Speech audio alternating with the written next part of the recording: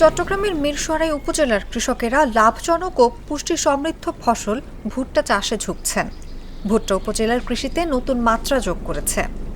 ভুট্টার দানা মানুষের খাদ্য হিসেবে এবং ভুট্টার গাছ ও সবুজ পাতা উন্নত মানের গোখাদ্য হিসেবে ব্যবহার হচ্ছে।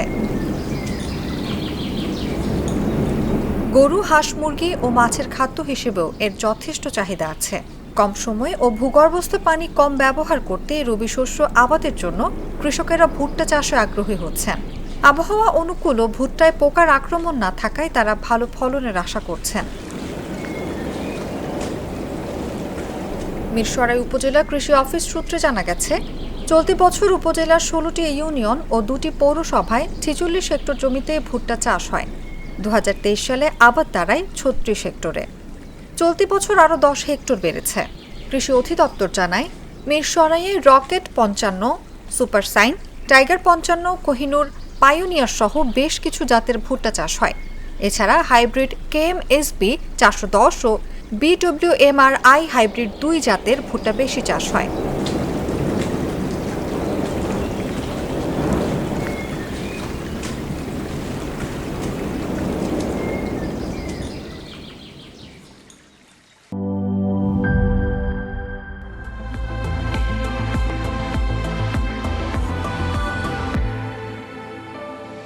Harlan, be a show stealer.